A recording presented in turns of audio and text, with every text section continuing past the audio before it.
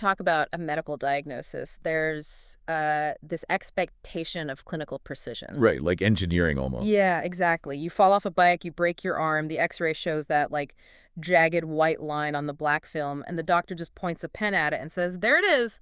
That's the problem. And it provides this profound sense of comfort, honestly. Yeah. Because we're such visually oriented creatures, we crave that binary certainty. It's either broken or not broken. Sick or healthy. Right. We just want to see the fracture with our own eyes. Right. So we can understand, okay, this is exactly how we put a cast on it and fix it. But then you step into the world of human consciousness. You walk into a psychiatric clinic or a neurodevelopmental ward, and suddenly that x-ray machine is just utterly useless. Completely useless. We're looking at a diagnostic landscape that is incredibly murky. Like, you can't take an x-ray of a shattered sense of identity. You can't just put a broken memory under a microscope.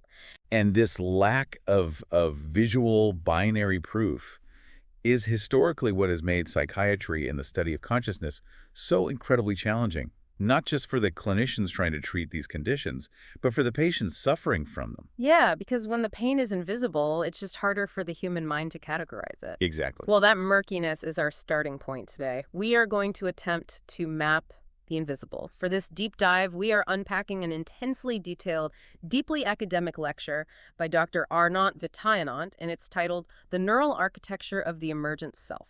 It is a phenomenal piece of work. It really is. And our central mission for the next hour or so is to try and answer what might be, honestly, the oldest, most philosophically fraught question in human history. Which is, what exactly is the self? Right. Who is the you inside your head? We're taking a massive stack of cutting-edge neuroscientific and psychiatric research and looking at how the human brain mechanically, physically constructs your identity, layer by layer, millisecond by millisecond. And to find the absolute cutting edge of modern neuroscience on this topic, the sources actually require us to perform a rather spectacular intellectual time jump. Yeah, I loved this part. It's fascinating, right? We actually have to rewind the clock roughly 2.5 millennia. Long before the invention of functional MRI machines or PE scans. Way before. Long before high-density EEG caps. Right. We're talking about ancient Buddhist philosophy. They were proposing a structural framework for human identity that modern neuroscientists are really only now beginning to prove in the laboratory. And the lecture explicitly draws this parallel, which just anchors this highly technical medical discussion in something so ancient. Yeah. It brings up the Buddhist concept of the skandhas. The skandhas, or the 5 aggregates. Right. The skandhas represent a monumental shift in how we conceptualize existence. Because in much of Western philosophy, heavily influenced by thinkers like Descartes. The whole I think, therefore I am guy. Exactly. We have this idea of dualism, this concept of a solid, unchanging, immortal soul that resides somewhere inside the physical machine of the body. The ghost in the machine. The ghost in the machine. But the Buddhist aggregates completely reject that premise. They posit that what we casually call a person or a self is not a solid object at all. It's not a noun. Right, it's not a noun, it is a verb. It is a continuous shifting process. A temporary combination of factors. The sources break down these 5 shifting aggregates, right? So it's form, feeling, perception, mental formations, and consciousness. Let's actually look at those from a biological perspective because it maps so well. Form basically translates to the physical matter. Yeah. Your cells, your bones, the raw biology of your body. Okay. Feeling encompasses the basic sensory inputs, so pleasure, pain, neutrality, just the raw data. Got it. Then perception is the cognitive act of recognizing and labeling those feelings based on your past experiences. Like saying, oh, that pain is from a hot stove. Exactly. Then you have mental formations, which involve your biases, your habits, your intentional actions, essentially your conditioning over time. Okay. And the 5th one? The 5th is consciousness, which is the base awareness that just kind of binds those other 4 elements together in any given moment.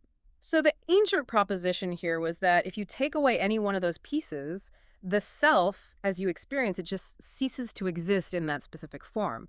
The self is literally just the temporary intersection of those 5 things happening simultaneously. Which was a wildly radical idea at the time. And frankly, it remains radical today. It suggests that you are a highly unstable ecosystem rather than a permanent monument. That's a great way to put it. And when you jump forward to the modern neuroscientific consensus detailed in Dr. Vitayanant's lecture, the researchers use a term that perfectly mirrors that ancient process philosophy.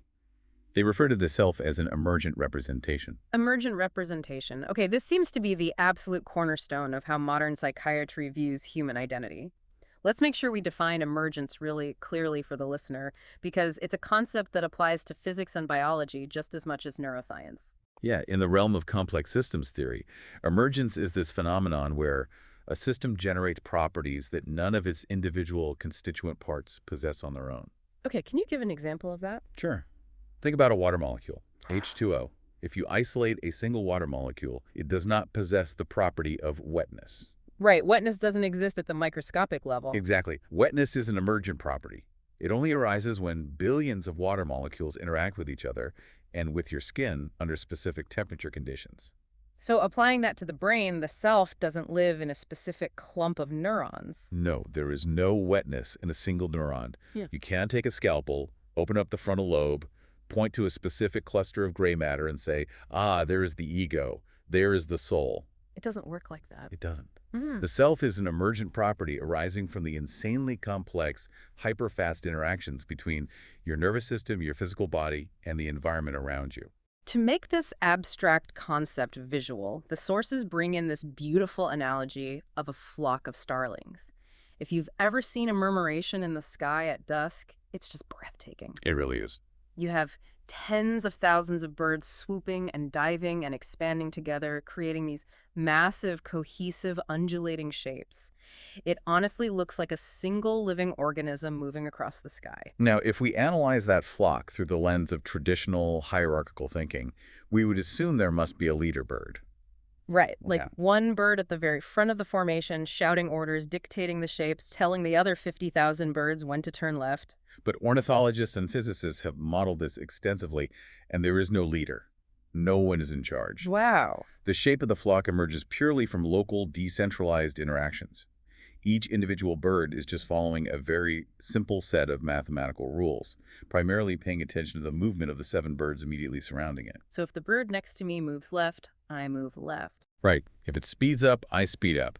When thousands of birds execute those simple local rules simultaneously, the macro result is a highly complex, coordinated shape. So the flock is an emergent property of the birds, just like the self is an emergent property of your neural networks. Exactly. There is no leader bird in your brain. There is no homunculus. No tiny person sitting in a control room behind your eyes, pulling the levers of your behavior. Yeah. What you perceive as your unified, singular identity is literally just the flocking behavior of 86 billion neurons firing in concert.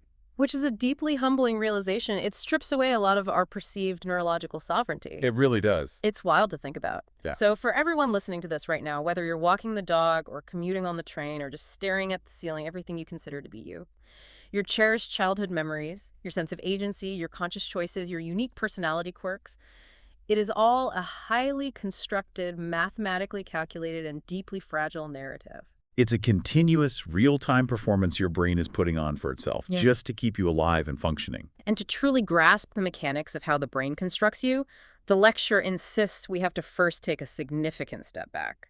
We cannot understand the actor until we understand the stage. Exactly. We have to look at how the brain constructs reality itself. Right, because if we don't understand how we perceive the world outside of us, we have absolutely no hope of understanding how we perceive the world inside of us. Let's do it. So the fundamental, inescapable premise of modern cognitive neuroscience is one of total isolation. Your brain is entirely locked away in the dark. Just a black box. It is sealed inside a thick, lightless, silent vault of bone in your skull. It has absolutely no direct access to the outside world. It cannot reach out and touch a tree. It cannot look at a sunset. All it gets are electrical impulses. Streams of electrical action potentials traveling along nerve fibers. Yeah. The brain sits in the dark and receives these static-filled, noisy electrical signals from your exteroceptors. So the retina in your eyes, the cochlea in your ears, the mechanoreceptors in your skin. And from that chaotic stream of electrical code, it has to somehow guess what is happening outside the vault. Yes, the sources refer to the brain, quite literally, as a guess machine. A guess machine. That completely upends the everyday assumption we all rely on to get through the day. I mean, we'll all walk around believing that our eyes are just like high-definition video cameras objectively recording the world. And our brain is a hard drive passively saving the footage. Right. But the science emphatically says no. The brain does not passively receive reality. It actively, aggressively predicts it. And the specific framework the brain uses to generate this reality is called predictive processing. Predictive processing is the paradigm shift of 21st century neuroscience. And at its core, it relies heavily on a mathematical theorem known as Bayesian inference. Okay, let's unpack the math here, because the lecture sources do not shy away from the academic detail. Thomas Bayes was an 18th century statistician and philosopher, right? He was a Presbyterian minister, actually, who just sort of dabbled in probability theory. Oh, wow. His theorem, which was published after his death, essentially describes how to update the probabilities of hypotheses when given new evidence. And fast forward a few centuries, and Bayes' theorem has become the mathematical backbone of modern machine learning, AI, and, as neuroscientists have discovered, human perception. Exactly. The sources provide the actual equation that your brain is constantly, continuously running billions of times a second. Okay, I know we don't usually do algebra on this deep dive, but this equation is literally the secret recipe for your conscious reality. Let's break it down. Right, no complex algebra, I promise. It reads like this. The posterior is proportional to the likelihood multiplied by the prior. Let's translate that into plain English for the listener. Let's start with the prior. In neurological terms, this represents top-down processing. The prior is your brain's pre-existing knowledge base. Okay, so what's in there? It contains your memories, your learned beliefs, the cultural context you were raised in, and your accumulated assumptions about how the physical world operates.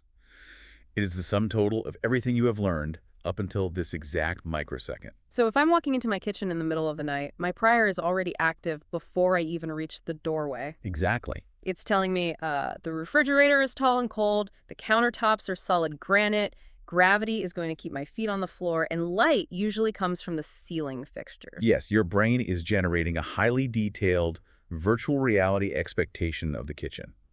It is running a simulation based on historical data. That is your prior. Okay, so that's the expectation. What's next? Now, we introduce the likelihood. This is bottom-up processing. This is the raw, unfiltered, objective sensory data that is actually hitting your sensory organs in real time. So sticking with the kitchen example. It's the specific photons of ambient moonlight hitting your retina, the sound waves of the humming refrigerator vibrating your eardrum, the thermal data of the cold floor hitting the skin of your feet. It's the immediate evidence coming from outside the vault. Exactly. So the Bayesian equation is taking the prior, what your brain expects is going to happen, and multiplying it by the likelihood what the raw sensory data is suggesting is happening right now. And the mathematical result of that calculation is... The posterior. And the posterior is what we actually experience. The posterior is your final conscious perception. It is vital to understand this. You do not ever experience the likelihood. Wait, really? You never experience raw, objective reality. You experience the posterior. You experience your brain's best mathematical guess that resolves the difference between its internal simulation and the incoming electrical noise. Wow, so it's an inside-out perception. The brain is generating a reality internally and then projecting it outward, using the incoming sensory data merely to tweak and correct the projection when it makes a mistake. Yes. And we can prove just how aggressively the brain fills in the gaps of reality by looking at mechanical flaws in our own sensory hardware. Oh, this is fascinating. The lecture provides a brilliant, universally verifiable example. The blind spot in human vision. This is one of my favorite anatomical quirks. If you look at the evolution of the vertebrate eye, the design is actually incredibly counterintuitive. It's totally backwards. Right. The photoreceptors, the rods and cones that detect light, are at the very back of the retina.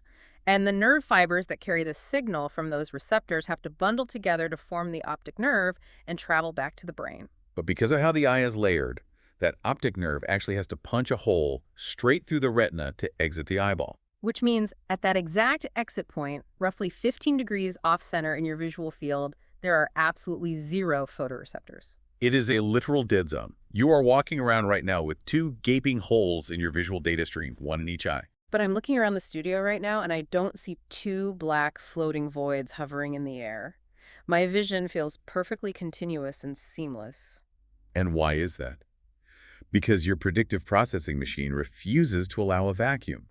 The brain hates missing data, it finds uncertainty highly stressful, so it relies heavily on the prior. Oh, okay, so it uses the expectation. Right. The brain essentially says, I don't have any likelihood data for this specific patch of visual space.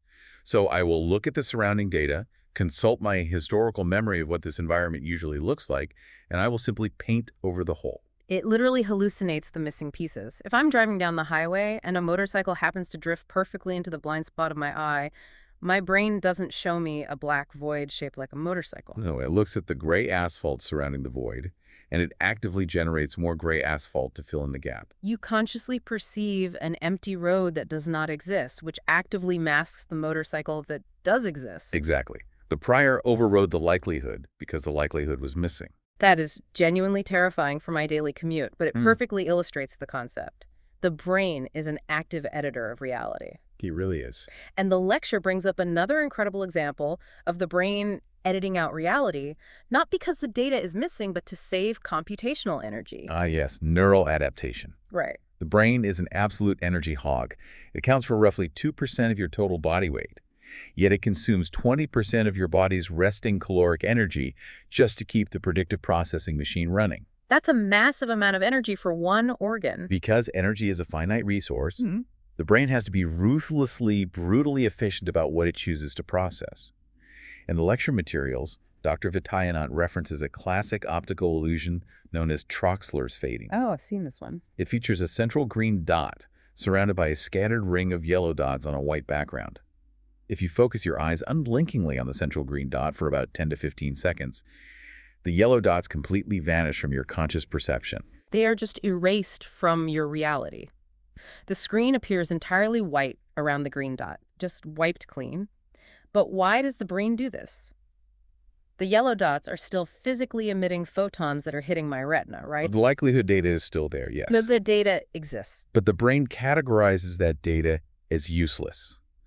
From an evolutionary standpoint, stationary things generally do not pose a threat, nor do they offer an immediate reward. Right. A rock sitting perfectly still in the grass is not going to eat you. A tree trunk isn't going to suddenly attack. Exactly. But a tiger moving through the grass, Yeah. that dynamic change in sensory input is critical for survival.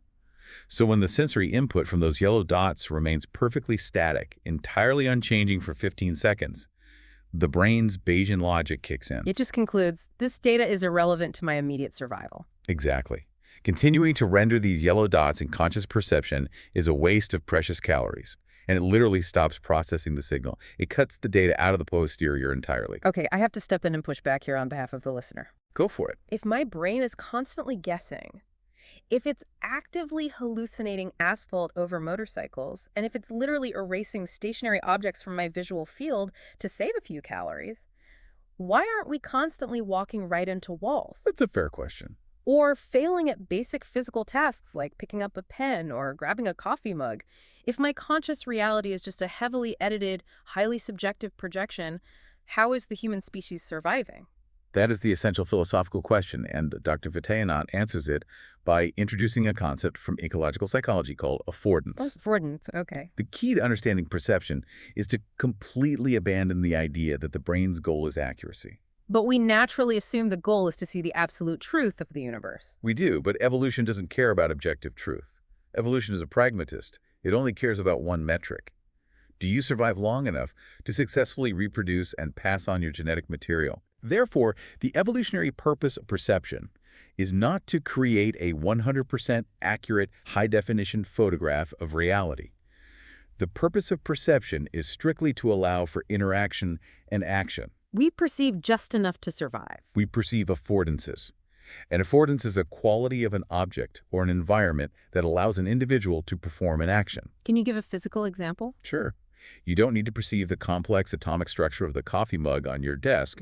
You don't need to consciously process every single variation of light and shadow bouncing off its ceramic glaze. Because that would be a massive waste of caloric energy. Precisely. Yeah. You only need your predictive processing machine to construct a stripped-down, actionable representation of the mug that tells you this object affords grasping, The handle affords the insertion of fingers. The opening affords the containing of liquid. So the brain highlights what is actionable, what affords an opportunity or poses a threat, and it simply throws the rest of the objective data away. We don't see the world as it actually is. We see the world entirely as it is useful to us. And this action-oriented view of reality is not just a psychological theory. It is hardwired into the physical, neuroanatomical structure of the human brain. Which is mind-blowing. The idea that we perceive primarily in order to move and act is perfectly illustrated by how human vision is mechanically split the very moment it enters the skull. Which brings us to the next layer of the academic detail, the two pathways to reality. We have established that the brain is a Bayesian guess machine. But how does that machinery actually physically operate when light hits the eye? Well, when photons hit your retina and are transduced into electrical signals, they travel down the optic nerve, cross the optic chiasm, and arrive at the primary visual cortex, located in the occipital lobe at the very back of your head. Okay, so back of the head. But the data does not stay there in one cohesive clump. The brain immediately splits the visual information. It essentially creates a fork in the road. Right. It routes the exact same visual data down two entirely distinct parallel neural highways, the dorsal stream and the ventral stream. Let's examine the dorsal stream first, because evolutionarily it is the older and more fundamental pathway. The dorsal stream travels upwards from the occipital lobe, plunging into the parietal lobe, which sits near the top back portion of your skull. And in cognitive neuroscience, this is universally referred to as the where or the how pathway. Yes. Its primary job is spatial awareness, calculating distances, and guiding physical motor actions. But the most critical defining feature of the dorsal stream, the thing that changes how we understand consciousness, is that it operates entirely outside of conscious awareness. Completely unconscious. Yes, and it operates at blistering, unbelievable speeds. Fast and unconscious. Let's make this visceral for the listener. Imagine you're walking down a busy city sidewalk, lost in thought. Out of nowhere, a basketball bounces wildly out of a nearby court and is flying directly at your face. You don't have time to stop, analyze the object, and consciously decide on a defensive maneuver. If you relied on conscious processing, you would be hit in the face before the thought even formed. Exactly. But you don't get hit. Your hands just instantly snap up and catch the ball, or your arm swats it away, seemingly on their own accord. And that is the dorsal stream in action. Yes. It processed the spatial location of the incoming object, calculated its trajectory, estimated its speed, and coordinated highly complex multi-joint muscle movements in your arms and shoulders to intercept the ball. All before your conscious mind even registered that an event was taking place. You interacted with reality before you understood reality. That is wild. Now contrast that with the second highway, the ventral stream. This is known as the what pathway. It travels downwards from the occipital lobe into the temporal lobe, situated roughly behind your ears. Okay, and what is the primary function of the ventral stream? This stream is responsible for conscious object recognition. It is the pathway of meaning. It takes its time to analyze the specific geometry of shapes, process color variations, evaluate textures, and then crucially, it cross-references that visual data with your massive database of memories to identify what the object actually is. So it's much slower than the dorsal stream. Much slower, but it is highly detailed and resolution-rich. So, returning to the basketball scenario, your hands have already flown up and caught the ball thanks to the unconscious, lightning-fast calculations of the dorsal stream. Right. Then, maybe 200 or 300 milliseconds later, the ventral stream finally finishes its processing. The data hits your conscious awareness, and you look at the object in your hands and finally think, oh, wow, that's an orange basketball. It creates a staggering philosophical reality. Your conscious mind is always playing catch-up. You are perpetually living a fraction of a second in the past. To prove just how profoundly separated these two streams are, the lecture highlights a truly fascinating neurological case study involving patients who have suffered highly specific localized brain injuries. Yes, Dr. Vitayanat points to cases where patients have suffered carbon monoxide poisoning or specific strokes that selectively destroy the tissue in the ventral stream, the temporal lobe pathway, but leave the dorsal stream, the parietal lobe pathway, completely intact and functioning perfectly. So their what pathway is completely broken, but their where-how pathway works perfectly. They have what's clinically known as visual agnosia. What does that actually look like in a clinical setting? It results in behavior that seems deeply counterintuitive, almost impossible to a layperson. Researchers will take a patient with this specific damage and sit them at a table. On the table is a physical mailbox with a rectangular slot cut into it, which can be rotated to different angles. Okay. The researcher holds up a rectangular card. If the researcher asks the patient to consciously describe the orientation of the slot, like, is the slot horizontal, vertical, or diagonal? What happens? The patient cannot tell them. Their ventral stream is broken. They have zero conscious object recognition or orientation awareness. They are consciously blind to the shape. They will just guess randomly, completely frustrated. But if the researcher hands the patient the card and simply gives them an action command, mail this card, The patient's hand will immediately reach out, flawlessly rotate their wrist to perfectly match the exact angle of the slot, and slide the card in without grazing the edges. that is mind-bending. They cannot consciously tell you what they're looking at. They cannot describe the angle of the slot. But their body knows exactly how to interact with it. It is the ultimate proof of affordance and the dorsal stream. It proves unequivocally that we act on the world via the dorsal stream before we fully consciously comprehend it via the ventral stream. And if we connect this back to our Bayesian math, your physical body, your motor system is reacting directly to the incoming likelihood, the raw sensory data, almost instantly. Yes. Meanwhile, your conscious mind takes its time slowly building the posterior, the narrative story of what just happened. We are biological machines that move through a world our conscious minds are constantly lagging behind. And here's the crucial pivot point of the entire deep dive. Right, because the brain uses this exact same predictive, split-stream, highly constructed logic, not just for external objects like basketballs and mail slots, but it turns that machinery inward to construct the internal feeling of being a person. Which brings us to the core architecture of the self.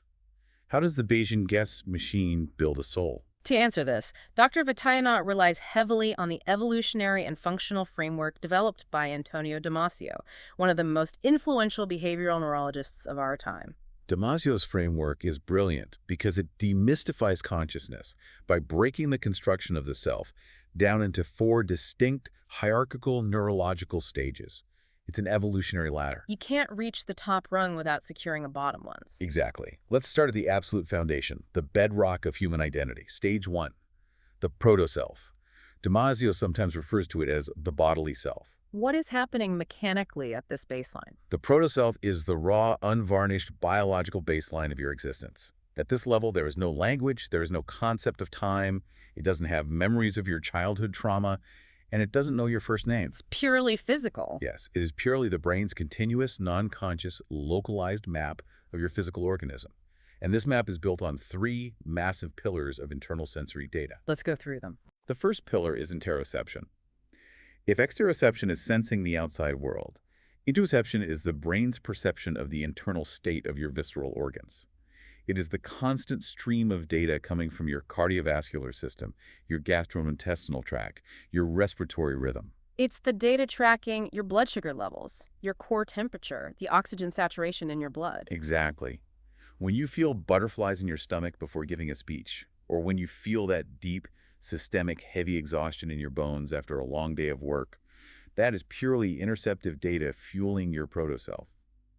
It is the visceral, inescapable feeling of being biologically alive. Okay, what's the second pillar? The second pillar is proprioception. This is your brain's internal 3D map of your musculoskeletal system. It is how your brain tracks the exact position, tension, and movement of every joint, tendon, and muscle in your body without you ever having to consciously look at them. It's the reason you can close your eyes and flawlessly touch your index finger to the tip of your nose. Exactly. Your proprioceptive system is constantly pinging the brain with positional coordinates, keeping the proto-self updated on its physical dimensions. And the third pillar? The third pillar is vestibular data, which originates in the semicircular canals of the inner ear. This provides the brain with its sense of balance, spatial orientation, and the pull of gravity. So the proto-self is essentially the brain running a constant diagnostic check, answering the primal question. Is this biological machine functioning? And where are its physical boundaries? It establishes the absolute dividing line between you and not you. It says the skin is where I end and the world begins. But to actually do anything in the world, to interact with the environment rather than just monitor internal organs, the brain has to add the next layer of complexity. Stage 2, the core self. Damasio sometimes refers to this as the volitional or perspectival self. The core self emerges when the brain takes that internal biological map of the proto-self and successfully integrates it with external perception. the exteroception coming from the eyes and ears, and crucially integrates it with physical movement via that fast-acting dorsal stream we explored earlier. It creates the here and now. Yes. When you reach your arm out across the table and grab a glass of water, the core self is the emergent property that generates the perspective that you are situated at the specific center of this room, and that you are the entity initiating the grasping action. This brings up a concept from the sources that absolutely blew my mind when I really sat with it. The sense of agency. It's a huge concept. This is the feeling that I am the author of my actions, and therefore I own the consequences of those actions. And the lecture uses a brilliant, almost deceptively simple, universally relatable example to explain the heavy neuromechanics of agency. Ah, yes. Why is it impossible to tickle ourselves? It is a profound neurological question disguised as a playground joke. Let's look at the raw data. If you drag your own fingers lightly across your ribs, it just feels like dull pressure. It's entirely tolerable. But if a friend reaches out and does the exact same motion at the exact same speed with the exact same pressure, it is agonizingly, convulsively ticklish. The physical likelihood, the raw sensory data hitting the mechanoreceptors in your skin, is identical in both scenarios. So why is the posterior, your conscious perception of the event, so radically different? And the answer lies in a highly specific predictive mechanism called the efference copy. This is pure Bayesian inference operating at a microscopic motor level. Exactly. Let's trace the signal. When your brain makes the volitional choice to move your hand to tickle your own ribs, the motor cortex in your frontal lobe fires a command down your spinal cord to your arm muscles. Okay. But simultaneously, at the exact same millisecond, the motor cortex generates a carbon copy of that command, an efference copy, also known as a forward model. And it sends that copy to the somatosensory cortex, which is the part of the parietal lobe responsible for processing touch. It's as if the motor cortex is sending an internal memo to the sensory cortex saying, "Attention, I am about to move our fingers across our own ribs at a velocity of 2 meters per second. Expect a light sweeping sensation in precisely 50 milliseconds. It provides a perfect, highly specific Bayesian prior. Yes. Because the sensory cortex receives this prior ahead of time, it predicts the exact sensory outcome of your action. And because that prediction perfectly matches the incoming likelihood arriving from the nerves in your skin, the brain realizes there's no new information to process. There is no surprise. There's no prediction error. Yeah. So the brain simply cancels out the sensation. It actively suppresses it. The prior mathematically overrides the likelihood, resulting in a dull, muted feeling. But when your friend reaches out to tickle you, There is no internal memo, there is no efference copy, your brain did not initiate the movement, so it has no resection. Prior to predict the exact timing, location, trajectory, or pressure of their fingers. the sensory likelihood hits your somatosensory cortex as a total surprise. A massive prediction error. The brain flags this unexpected touch as a highly unpredictable, potentially dangerous external event. It dramatically amplifies the sensation to force your body to react, squirm, and protect your vulnerable ribs. So the biological inability to tickle yourself is the physical, mechanical proof of your sense of agency. The fact that your brain tracks its own efference copies is what creates the subjective feeling of, I did this. That is the core self in a nutshell. I act, therefore I am. But humans are obviously vastly more complex than just bodies acting in the present moment, right? I mean, a dog has a core self, a chimpanzee has a core self. Absolutely. To get to the human experience, we have to move to stage 3 of Damasio's architecture, the autobiographical self or the narrative self. This is where we finally enter the territory of what we conventionally, colloquially think of as our identity. Right.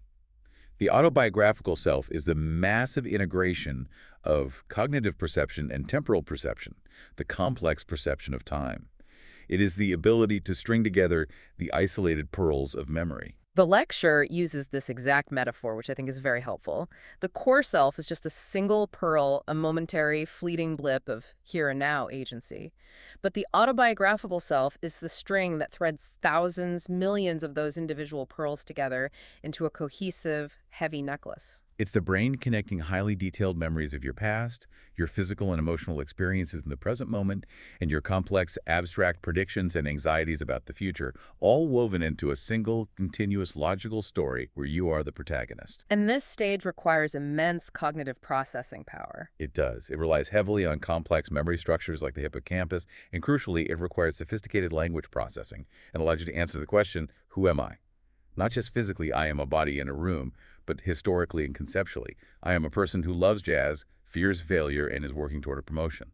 And then, finally, we arrive at the outermost nesting doll. Stage 4. The social self. The social self is built entirely on the mechanics of social perception and mirroring.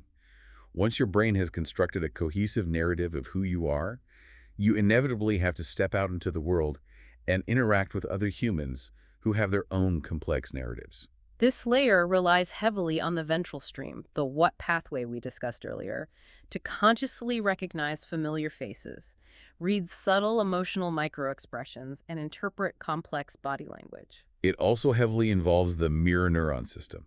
These are the fascinating neurons that fire both when we physically take an action and when we simply watch someone else take that exact same action. They literally mirror the behavior of the other, allowing us to simulate their experience internally, which is the biological basis for empathy. Yes, mirror neurons, combined with the development of the theory of mind, the advanced cognitive ability to attribute mental states, beliefs, hidden intents, and desires to others, understanding that they possess perspectives that are radically different from our own. The social self is highly fluid, isn't it? Extremely fluid. It is constantly adapting based on the social context. You behave entirely differently when you are sitting in a performance review with your boss than you do when you are having a beer with your best friend. Your social self is perpetually recalculating its position based on the feedback and reflections it receives from the social environment. It is the pinnacle of emergent complexity. Okay, let's take a breath and survey what we've built here. We've gone from the raw, silent internal organ data of the proto-self to the present moment physical agency of the core self, to the time-traveling, language-based story of the autobiographical self, all the way to the empathetic, context-shifting mirroring of the social self. It's a remarkably robust structure. It feels like a beautifully engineered, tightly controlled system. Our efference copies and our sense of agency make us feel like we are the undisputed CDO of this entire operation. We feel like we are in charge. But here's where the lecture drops a massive bomb.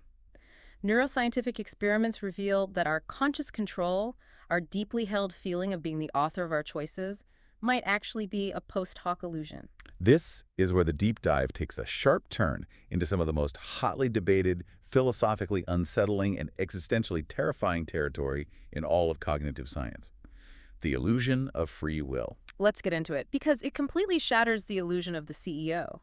How does neuroscience actually challenge the idea that I consciously make my own decisions? I mean, I feel like I decided to take a sip of my coffee just now. It all comes down to the microscopic timing of the electrical signals in the brain. Specifically, researchers began tracking a phenomenon known as the readiness potential. What is that? This is a measurable buildup of electrical activity in the motor cortex that reliably precedes any voluntary muscle movement. Right, so if I decide to press a button on a desk, there's a measurable spike in brain activity right before my finger actually moves. That makes perfect logical sense. The brain has to prep the muscles. It does make sense, until you design an experiment to track the exact millisecond the conscious mind gets involved. The lecture references the classic EEG studies pioneered by Benjamin Libet in the 1980s. Ah, the Libet experiments. Right. Libet asked participants to stare at a highly precise clock and note the exact millisecond they consciously felt the urge or made the decision to press a button. And what did the EEG data show? The data showed that the brain's readiness potential, the physical preparation to move, began firing roughly 500 milliseconds before the action occurred. But the participants consistently reported feeling the conscious urge to move only 200 milliseconds before the action. Wait, I need to pause and make sure I fully grasp the timeline here. The unconscious brain started preparing to press the button 300 milliseconds before the person consciously knew they wanted to press the button. Yes. The physical machinery was already in motion before the CEO was even informed that a decision was on the table. That's deeply unsettling. And it gets worse. Modern functional MRI studies, which Dr. Vitayanant heavily references, have pushed this temporal delay to astonishing lengths. By looking at complex patterns of blood flow and activity in the prefrontal cortex, researchers can now predict which button a person is going to press, the left one or the right one, up to 6 to 10 seconds before the person consciously makes up their mind. 6 seconds. Up to 10 seconds in some trials. That is an absolute eternity in neurological time. If the researcher looking at the fMRI screen knows what I'm going to do 6 seconds before I know what I'm going to do, then who is making the decision? The brain has already made the choice in the dark, silent, unconscious depths of the neural networks. long before it presents the idea to the conscious mind. So if the conscious mind, the autobiographical self, isn't actually making the decisions, what on earth is its actual job? To answer that, the lecture introduces the groundbreaking work of Michael Gazzaniga, one of the founding fathers of cognitive neuroscience. Gazzaniga proposed that housed primarily in the left hemisphere of the human brain is a highly specialized cognitive system that he simply calls the interpreter. The interpreter. Yes. The interpreter's entire evolutionary function is to make sense of the world and our own actions. Because the brain is making thousands of rapid, unconscious decisions every single day via systems like the fast-acting dorsal stream, the conscious mind is perpetually left in the dark about why the body is doing what it's doing. The conscious mind is just a passenger. But a passenger that craves meaning. So, the interpreter acts as a relentless, tireless narrator. Its job is to constantly invent logical, socially acceptable, plausible stories to explain actions that were actually initiated completely unconsciously. So the conscious narrative self, that autobiographical string of pearls we talked about, is essentially just a highly effective PR department for the brain. Yeah. Its job isn't to run the company. The unconscious networks run the company. The PR department's job is just to spin a compelling, logical, post hoc story about what the unconscious executives have already done, just to make sure we don't feel like we're losing our minds. We need a cohesive narrative. That is a brilliant analogy. The conscious self is the ultimate PR spin room. And Gazzaniga proved the existence of this left brain interpreter through his deeply famous paradigm-shifting work with split-brain patients. We have to detail this specific experiment. It is arguably one of the wildest, most revealing things in medical history. Let's set the stage for the listener. What exactly is a split-brain patient? Why are their brains split? In cases of extremely severe, entirely intractable epilepsy, where seizures are life-threatening and do not respond to any medication, neurosurgeons will sometimes perform a radical procedure called a corpus callosotomy. They surgically cut the brain in half. They sever the corpus callosum, which is the massive, thick bundle of roughly 200 million nerve fibers that connects the left hemisphere of the brain to the right hemisphere. By slicing this bridge, they prevent the violent electrical storm of a seizure from spreading across the entire brain. It saves the patient's life, but the unavoidable side effect is that the left side of the brain can literally no longer communicate with the right side of the brain. They are completely isolated from each other. Two separate consciousnesses sharing one skull. And this bizarre architecture allows researchers to test the hemispheres independently, leveraging a quirk in how our visual system is wired. Right. Because of the optic chiasm, the right eye sends its visual data exclusively to the left hemisphere of the brain, and the left eye sends its visual data exclusively to the right hemisphere. Furthermore, motor control is crisscrossed. The left brain controls the right hand, while the right brain controls the left hand. It's an X-shaped system. Left brain sees right, controls right. Right brain sees left, controls left. Exactly. So in this specific, famous experiment detailed in the lecture, Gazzaniga and his team sit a split-brain patient at a table in front of a screen with a divider right down the middle of their face. To the right eye, meaning only the left hemisphere receives the image, they flash a picture of a chicken claw. Okay. To the left eye, meaning only the right hemisphere receives the image, they flash a picture of a snowy winter scene. Okay. Left brain sees chicken claw. Right brain sees snow. Then, the researchers place a large variety of physical objects on the table in front of the patient and ask them to point to an object that conceptually relates to what they just saw on the screen. And what happens?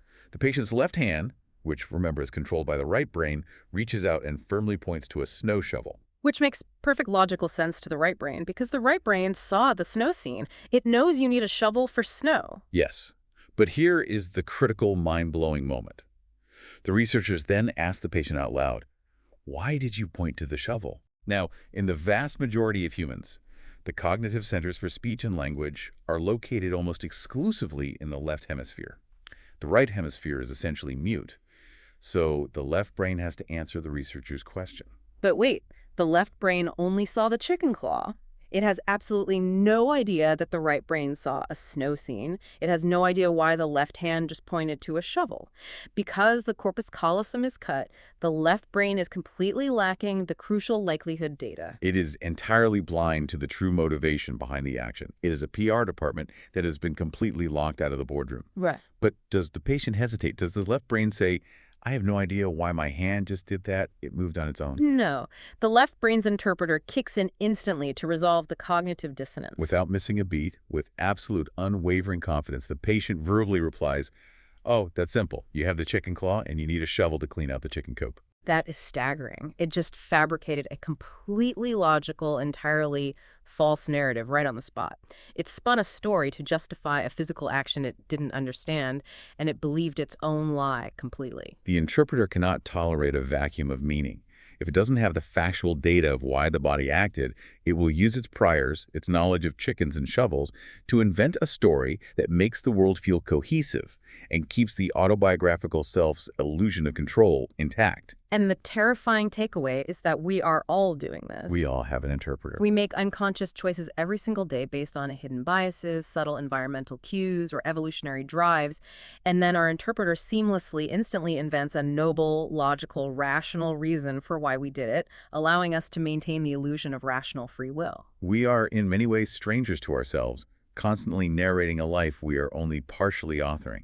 This is a heavy realization. We are walking, talking narrative engines running on a 6-second delay, desperately trying to justify the actions of our own bodies. But it brings us to a really dark, clinically important question. What happens when the PR department gets fed drastically corrupted information? Or when the sensory streams fail to connect properly? What happens when the physical machinery of the self actually breaks down? The result is severe psychopathology. And this is where Dr. Vitayanant's lecture brilliantly bridges the gap between theoretical neuroscience and clinical psychiatry. It's so vital to connect the two. Psychiatric conditions are not just abstract mental illnesses or vague chemical imbalances floating in the ether.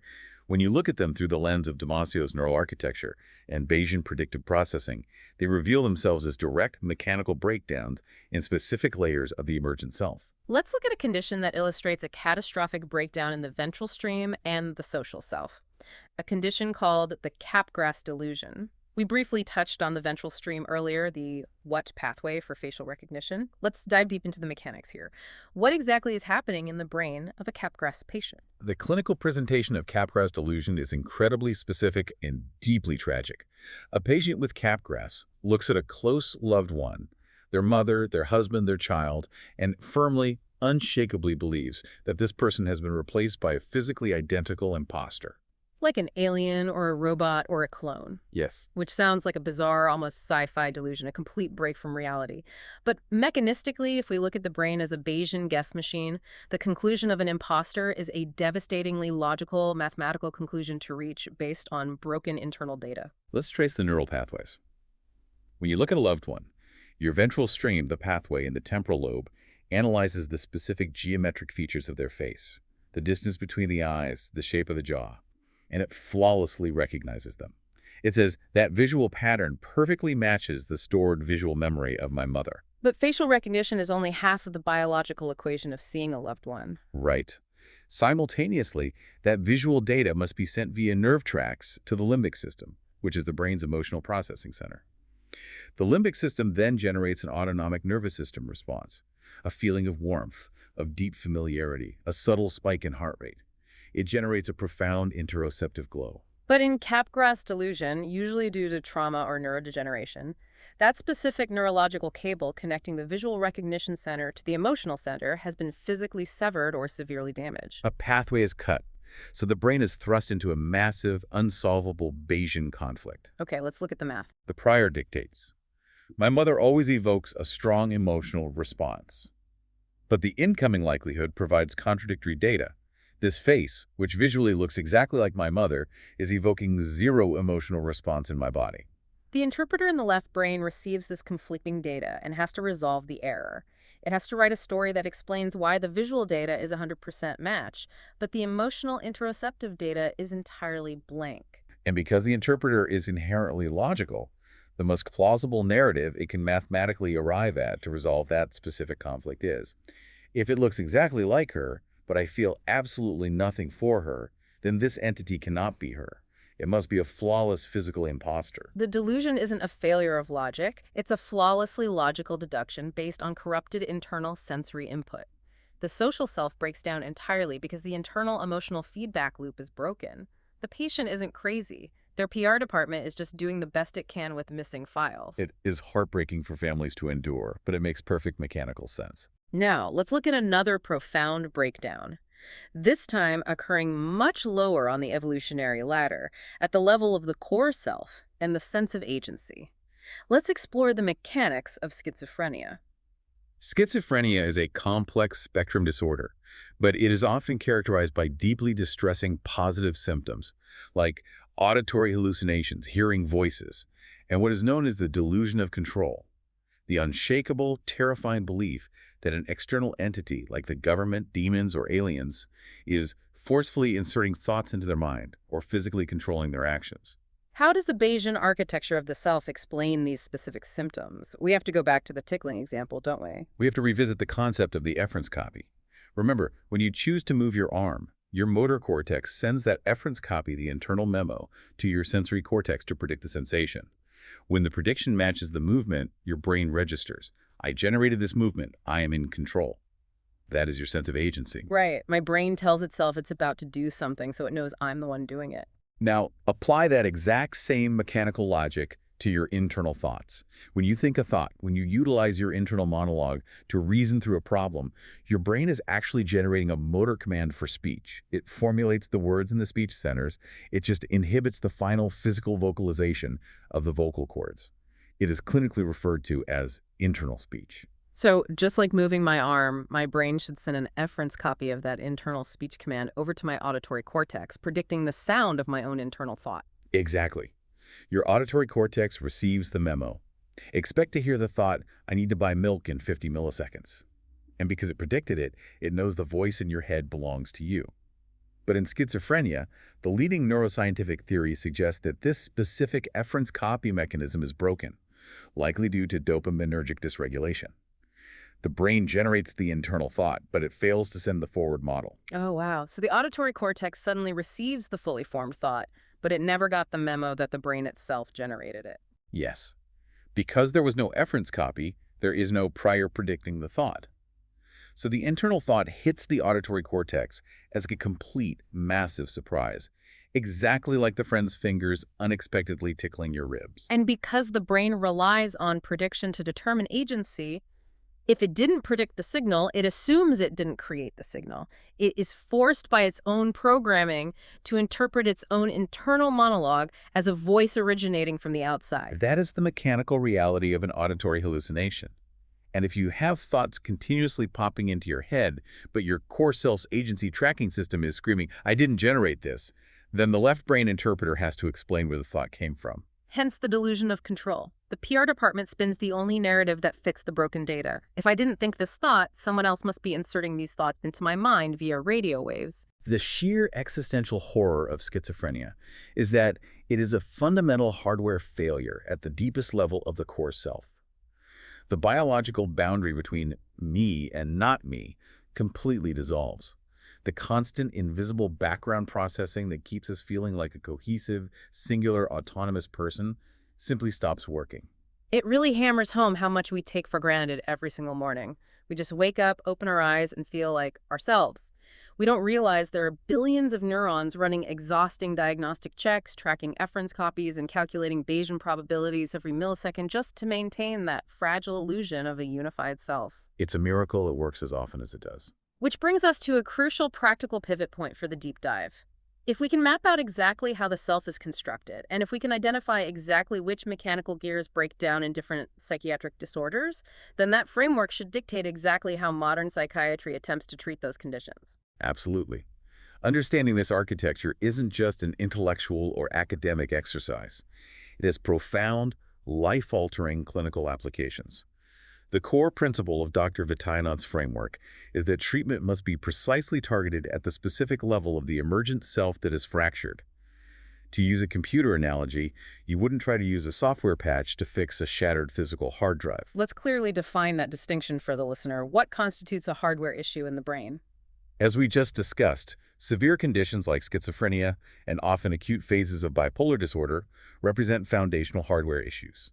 The breakdowns are occurring physically at the level of the protoself and the core self. The efference copies aren't firing. The dopamine and glutamate pathways are severely dysregulated.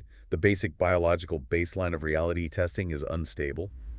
So, sitting a patient with acute schizophrenia down on a couch and trying to talk to them about their childhood relationship with their father isn't going to fix a broken efference copy. It is entirely futile and potentially distressing at that stage. When the biological hardware is malfunctioning, the primary non-negotiable intervention must be pharmacotherapy. Psychiatric medication, antipsychotics, mood stabilizers is mathematically necessary to stabilize the biological baseline. You have to repair the neurotransmitter imbalances so that the protoself and core self can reestablish a solid foundation of agency and reality testing. Correct. You cannot do deep, introspective psychological work if the patient's brain is actively interpreting their own internal thoughts as external alien transmissions. The hardware must be secured first. But what about issues that aren't hardware failures? What about software bugs? What about the patients whose efference copies work perfectly but who still suffer immensely? That is where we look at profound deficits in the narrative self and the social self.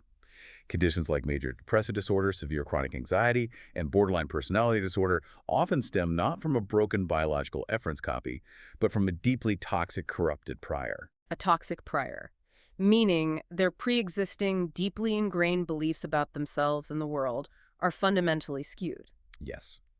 The brain's hardware, the neurons, the receptors, might be functioning perfectly normally. But the data that the predictive machine has been fed over a lifetime data born of trauma, childhood abuse, emotional neglect, or chronic systemic stress has trained the interpreter to build an autobiographical self that is highly maladaptive. The established prior constantly dictates, I am entirely worthless, the world is inherently dangerous, everyone I love will eventually abandon me. And because of the ruthless math of Bayesian inference, if your central prior is, I am worthless, that math infects every single piece of incoming likelihood data. Even if someone gives you a genuine compliment, a purely positive piece of likelihood, the toxic prior multiplies it. The resulting posterior perception becomes warped. They don't mean that. They are lying to me. They actually pity me. Precisely. The predictive processing machine becomes trapped in a vicious, self-fulfilling negative feedback loop. So how do you treat a software issue of this magnitude? You have to rewrite the code. In the lecture, Dr. Vitayanant discusses the immense clinical power of narrative therapy, also known as narrative co-construction. Because we established earlier that the autobiographical self is literally just a story constructed by the left brain's interpreter, that means the story isn't objectively true. It's malleable. A skilled therapist can actually work with the patient to edit the script. Yes. In narrative therapy, the therapist helps the patient externalize the problem. They work together to identify the maladaptive, toxic narratives the interpreter has been lazily relying on for years, and then slowly, painstakingly, they work to reauthor the patient's self-concept. They dig through the patient's history to find the exceptions to the toxic story, the moments of strength, the moments of genuine connection. They highlight past successes, and brick by brick, they build a new, more adaptive prior. Okay, I have to play devil's advocate here because I know mathematically minded listeners are thinking this. If we have spent this entire hour establishing that our self is just a post hoc illusion generated by neural networks and that the interpreter is basically a highly proficient liar, does reauthoring our story in therapy actually fix the physical brain? Or is therapy just a comforting placebo? Are we just swapping one painful illusion for a slightly more comfortable illusion? That is perhaps the ultimate philosophical question of psychiatry. And the answer requires us to return all the way to our very first concept, emergence. Remember, the self is not a static, solid object. It is an emergent process. It is the flock of starlings murmuring in the sky. Right. It's the interactions. If you change the local flight pattern of enough individual birds, the macro shape of the entire flock fundamentally changes. Because the brain is locked in a constant continuous loop of predictive processing, swapping a maladaptive story for an adaptive one fundamentally alters how the physical brain interacts with the physical environment. Because you are changing the math. Exactly. If narrative therapy successfully helps you build a new prior, for example, shifting from I fail at everything to I am capable of handling difficult challenges, that new prior mathematically changes your posterior perception the next time you face a difficult task. Instead of perceiving an overwhelming threat and physically shutting down, you perceive a difficult but manageable challenge and you engage with it. And when you engage, your physical body takes action via the core self. That physical action generates new, positive likelihood data from the environment, which feeds back into the system and reinforces the new prior. Over time, this psychological shift forces actual neuroplastic changes in the brain.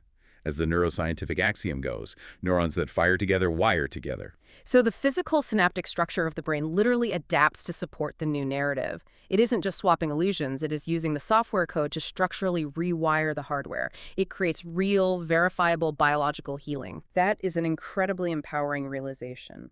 We are the architects of our own emergent reality, even if the tools we use to build it are constructed from illusions. Okay, let's pull all of this immense academic detail together. We have covered an extraordinary amount of ground today. We started by looking at the 2,500-year-old Buddhist concept of the skandhas, realizing that the self is an aggregate, an emergent property functioning exactly like a flock of birds. And then we discovered the unsettling truth that the brain is a sealed guess machine, relying on the math of Bayesian inference to actively hallucinate our reality by multiplying top-down priors and bottom-up likelihoods. We traced the physical neuroanatomy of vision, uncovering the unconscious dorsal stream that coordinates our actions before we are even aware of them, and the conscious ventral stream that subsequently paints our world with recognizable meaning. We climbed Damasio's evolutionary ladder of the self, starting from the raw interoceptive data of the protoself, moving to the core self sense of agency, proven by our curious inability to tickle ourselves, all the way up to the complex time traveling of the autobiographical and social selves. We confronted the deeply unsettling illusion of free will, analyzing EEG and fMRI showing the brain's readiness potential firing seconds before conscious awareness, leaving the left brain's interpreter to frantically spin PR stories about why we do what we do. We examined the tragic mechanics of what happens when that machinery breaks down, finding mathematical logic in the miscalculations of Capgras dilution and the broken efference copies of schizophrenia. And finally, we explored how modern psychiatry leverages this exact architecture, using pharmacotherapy to fix broken hardware and narrative therapy to rewrite the software, literally rewiring the brain through emergence. It is a comprehensive, deeply mechanical, yet strangely beautiful understanding of the human soul. And as we wrap up this deep dive, I want to leave you, the listener, with one final provocative thought to mull over, something that builds on the math we've discussed today. We've established a scientific fact that your conscious reality is mathematically dictated by your priors, your past beliefs, your historical traumas, and the self-concept your interpreter has painstakingly built over your lifetime. Every single new experience you have today, every conversation, every challenge will be heavily filtered through the story you are already telling yourself. That is the inescapable math of Bayesian perception. We cannot perceive without predicting. If the self is not a solid, unchanging object, if it is just an emergent story, a continuous performance, and if you are ultimately the one feeding the prompts to your internal interpreter, what happens to your actual physical, biological reality if you simply decide to start telling yourself a different story today? If the X-ray machine of the soul is broken, maybe we don't need a perfectly clear picture of the bones. Maybe we just need to realize that we have the power to write a story that heals them. Until next time, keep diving deep.